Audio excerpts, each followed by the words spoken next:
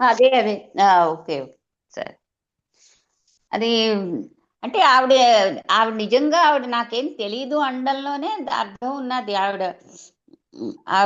అంటే ఆవిడకి ఒక జ్ఞానం ఉంది, సెల్ఫ్ నాలెడ్జ్ ఉన్నది. అందుచేత ఆవిడ ఏ లోపల లోపల తెలియదు ఉండేటువంటి అన్నంత గుణాలు. మాత్రంలో జ్ఞానం ఉన్నట్టు కాదు.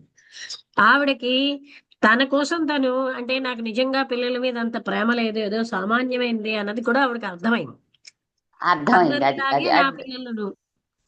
ఆ అది అంతేగాని నేనే ఎక్కువ ఇది చేయిస్తున్నాను, నాకే ఇది ఇలాగా అలాగా అని ఆవిడేం చెప్పుకోలేదు. ఆవిడ ఫీల్ అవ్వట్లేదు. ఆ తర్వాత ఆవిడలో చెప్పింది కదా, అసూయ అవి కూడా నాలో ఉన్నాయి అని అలా అర్థం అవడం చాలా గొప్ప విషయం అసలు. అంటే ఆవిడ రైట్ పాత్ లో ఉన్నారు, ఆవిడ చూసుకుంటున్నారు.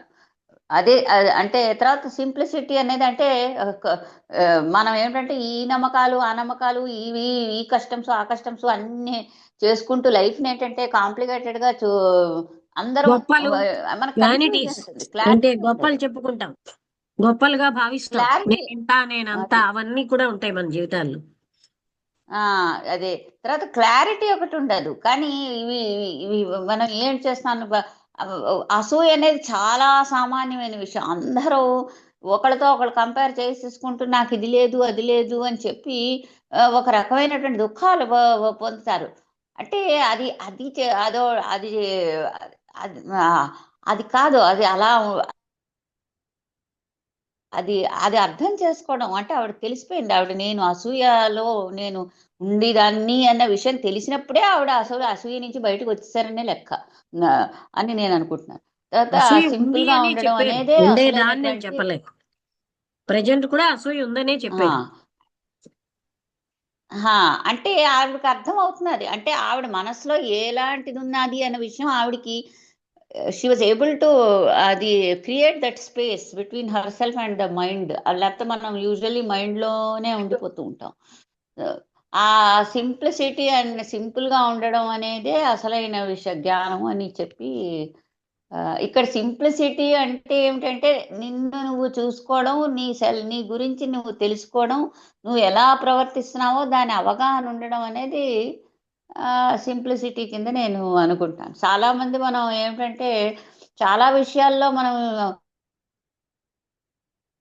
ఆపాదించేసుకుంటూ ఉంటాం, తర్వాత కంపేర్ చేసేసుకుంటూ ఉంటాం. ఆ, ఉన్న ట్రూత్ కి కన్నా బాగా దూరంగా వెళ్ళిపోతూ ఉంటాం. అలా కాకుండా నార్మల్ గా బతకడం అనేది కూడా అది ఇంటెలిజెంట్ వే అని అన్నట్టుగా ఉంది. అయితే ఒక వ్యక్తి సింపుల్ గా ఉన్నంత మాత్రంలో ఇంటెలిజెంట్ కాదని కూడా చెప్పారు. ఆ మనం ఏమిటి సింప్లిసిటీ అంటున్నాం లక్ష్మి? ఫిజికల్ గానా సైకలాజికల్ గానా ఏమిటి, దేని గురించి సింప్లిసిటీ అంటాం? అంటే మనం అది సింపుల్ అవి అని అన్నట్టుగా ఆయన ఉన్నా, if is ignorant, if he does not have he self knowledge, అప్పుడు అది యా ఇంటెలిజెంట్ కాదు, ఇంటెలిజెన్స్ ఉండదు. కాదు. సెల్ఫ్ నాలెడ్జ్ వల్లనే ఇంటెలిజెన్స్ వస్తుందని చెప్పారు. అది చదువుతో హా, సంబంధం లేదు. ఎన్నో ఆ, చదువుకున్న వాళ్ళు కూడా ఇగ్నోరెంట్ గా ఉంటున్నారు. అవును, అవును. అది రాంబుద్ధుడి గారు మాట్లాడతారా?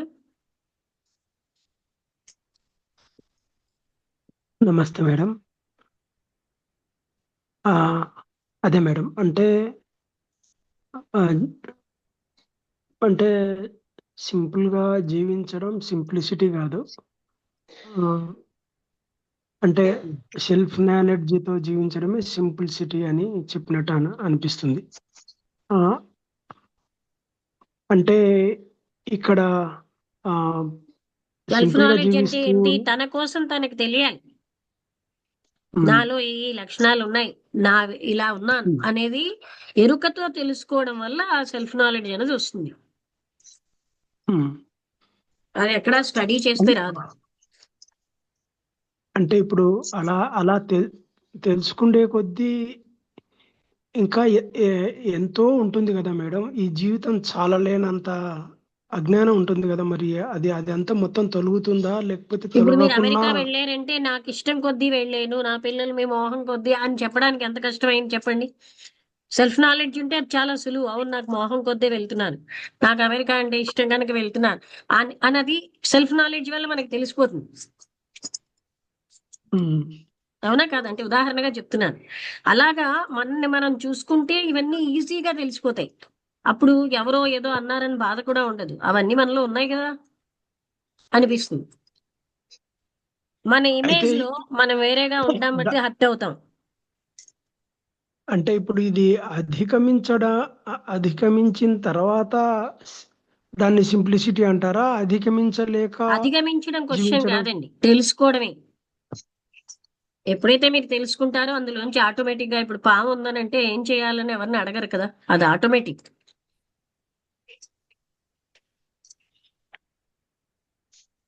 నాలో ఇంత అగ్లీ లక్షణం ఉందని ఎవరు పోషించుకోరు కదా.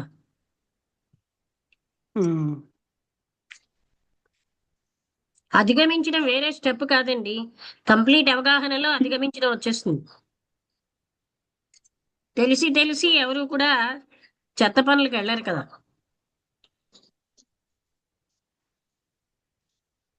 ఉమ్, అని అండర్స్టాండింగ్ ఈజ్ పర్సెప్షన్ అంటారు. అంటే అవగాహనే, perception is understanding and perception is action. అవగాహనలోంచి యాక్షన్ వచ్చేస్తుంది, రైట్ యాక్షన్.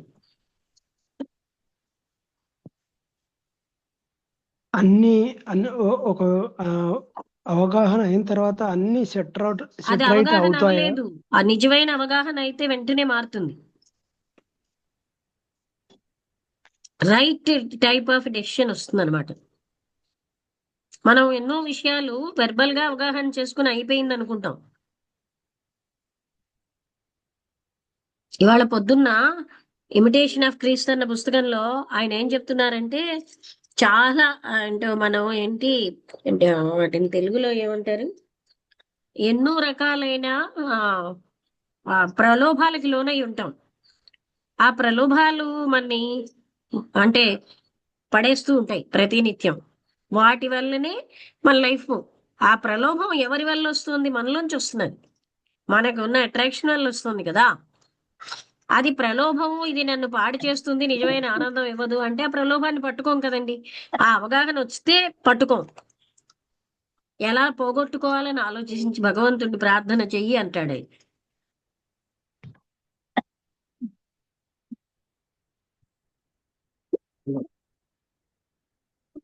ఉమ్, మనం ఏం అంటే ఇప్పుడు చేస్తామంటే మనకున్న అగ్లీ ఉమ్, థింగ్స్ ని అందమైన ముసుగులు వేసుకుంటామండి.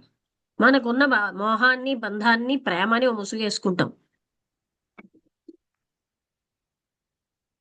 మనం మనకున్న ఆ ఆకర్షణకి పరోపకారం అన్న ముసుగేసుకుంటాం.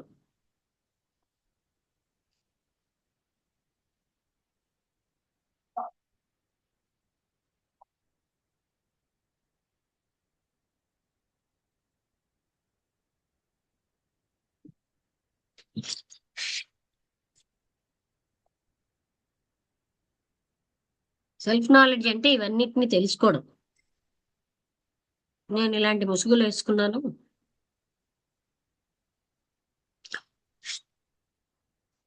Okay madam. ఆవిడ అంత చదువుకోపోయినా అవును నాలో కొంత అసూయ ఉంది అవన్నీ చూపెట్టి చెప్పేశారు కదా. నిజమైన ఏదో మామూలుగా ఒక భాగమే కానీ సంపూర్ణ ప్రేమతో లేను అవి చెప్పగలిగారంటే అక్కడ ఆవిడ కోసం ఆవిడకి తెలుస్తుంది సెల్ఫ్ నాలెడ్జ్ ఉంది. దానికి చదువు ఉన్న వాళ్ళకి అసలు చెప్పరు, అహంకారంతో కదా. ఎందుకంటే వాళ్ళు ఊహించుకున్న పిక్చర్ లో వాళ్ళు జీవిస్తూ ఉంటారు.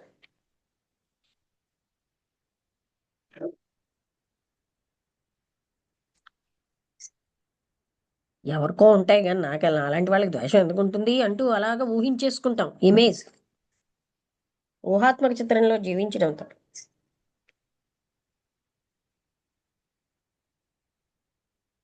అట్లా అనుకుంటే ప్రతి ప్రతి స్టెప్ లో ఆత్మవంచనతోనే నడుస్తుంది అన్నట్టు అనిపిస్తుంది. ఇంకా అంతే లాగా. కదండి. ఆ స్టెప్పులన్నీ మనం ఒక్కొక్కటిగా అవగాహన చేసుకుంటే ఆత్మవంచన అనే దాన్ని బయటపడతాం. అప్పుడు భగవత్ తత్వమే ఉంటుంది అక్కడ.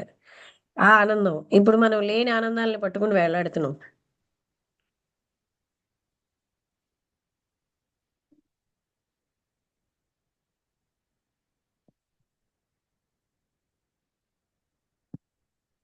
ఆత్మవంచన అన్నది మీరు చేస్తారు, మీ ఫ్రెండ్ చేస్తారు, కామన్ థింగ్ అయిపోయిందని అలా అనుకోకూడదు మనం. నిజమైనటువంటి ఏలో ఉండాలి అన్నప్పుడు ఈ ఇది వాళ్ళు చేస్తున్నారు నేను చేస్తానని అలా ఉంటే ఎలా అవుతుంది మనం?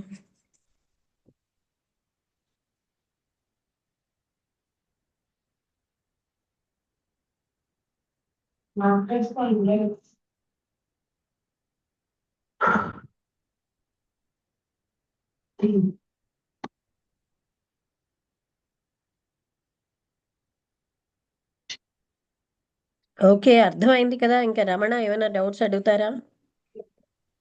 Okay madam. అర్థమైందమ్మా. ఇంకేదేమైనా కూడా నాకు అన్ని తెలుసు అన్న అహంకారంలో నుంచి అన్ని కొంచెం గట్టిగా చెప్పరా? అదే అదే ఏదేమైనా అన్ని తెలుసు అనే అహంకారం వదలట్లేదు మనిషిని అని. అది ఏం తెలియపోయినా తన కోసం తనకు తెలియదు, అన్నీ తెలిసి లాభం ఏంటి?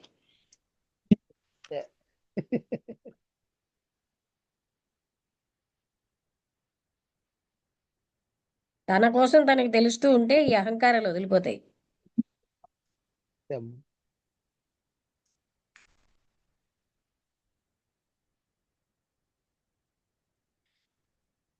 ఇగ్నోరెంట్ మ్యాన్ అంటే తన కోసం తనకు తెలియని వాడిని అజ్ఞాని అన్నారు.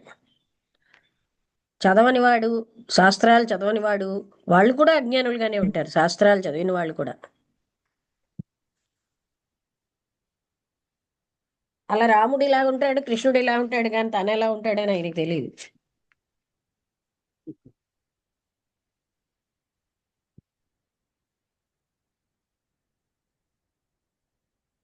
నేను ఒరిస్సా నుంచి వచ్చినప్పుడు చాలా మంది వస్తే వాళ్ళని అడిగే, అల్ల పుస్తకంలో ఏముంది అవన్నీ మాట్లాడకండి, మీ సంగతి మీరు మాట్లాడండి, మీలో ఏముంది, అది ఎలా పోగొట్టుకో, అలాంటి విషయాలు మాట్లాడండి అని చెప్పేదాన్ని.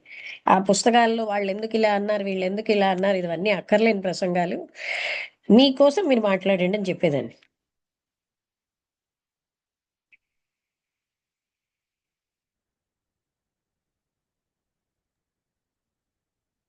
అవునమ్మా, అదంతా ఉన్న జ్ఞానాన్ని మనం మళ్ళీ తెలుసుకొని అందులో ఉన్నదే చెప్పడం అవుతుంది, అనుభవపూర్వకంగా ఉన్నది కాదు కదా. అందరి కోసం తెలిసి తన కోసం తెలియకపోతే ఎలాగా? తను అదే కదా. మారాల్సింది తన దగ్గరే కదా.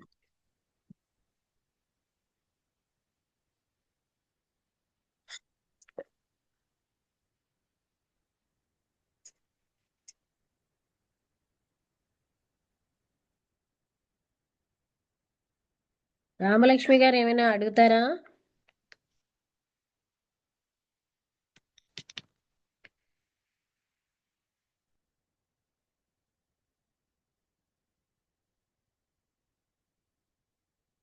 ఓకే అండి, ముగించేద్దాం. అందరికీ నమస్కారం.